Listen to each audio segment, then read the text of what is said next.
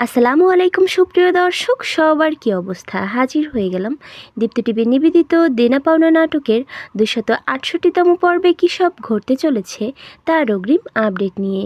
এই পর্বটি কেউ মিস করবেন না, কারণ এই পর্বে আপনারা দেখতে পারবেন ইরফানের বাবাকে দেখা যাবে সে এবার রিয়া ও তার বাবাকে তাদের বাড়ি থেকে বেরিয়ে যেতে বলবে। তখন রিয়ার বাবা বলবে, এসব কি বলছো ওসমান? চলে যাব মানে? ওদের বিয়ের কি হবে? তাছাড়া অর্ধেক বিয়ে তো হয়েই গেছে। একথা শুনে ইরফানের বাবা অনেক বেশি অবাক হয়ে যাবে এবং তার ওয়াইফকে বলবে, আফসানা, এসব কি হচ্ছে?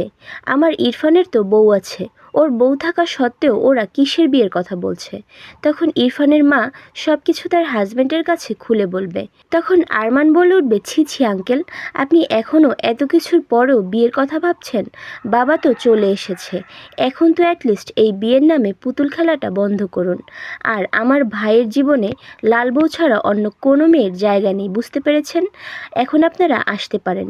ঠিক তখনই সেখানে ইরফানকে দেখা যাবে সে রিয়ার ব্যাগপত্র গুছিয়ে তার কাছে নিয়ে আসবে এবং বলবে, নাও, তোমার সব জিনিসপত্র এখানে গোছানো আছে, আর কোনো কিছু যদি মিসিং থাকে সেটা পাঠিয়ে দেওয়া হবে।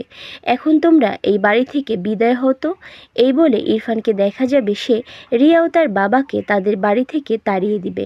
আর অন্যদিকে আপনারা দেখতে পারবেন পারিকে দেখা যাবে সে এবার তার ব্যাগপত্র সব কিছু গুছিয়ে সৌরভকে নিয়ে ইরফানদের বাড়ি থেকে চলে যেতে শুরু করবে। ঠিক তখনই সেখানে ইরফান চলে আসবে। ইরফান এসে পারিকে চলে যেতে দেখে বলে উঠবে, তুমি আবার কোথায় যাচ্ছ পারি? দেখো, রিয়াকে আমি বাড়ি থেকে তাড়িয়ে দিয়েছি, আর ওকে আর আমি বিয়ে করছি না। আমাদের মাঝে এখন আর কেউই আসতে পারবে না পারি। সারা জীবন আমি তোমাকে নিয়েই থাকতে চাই, শুধু তোমাকে নিয়ে।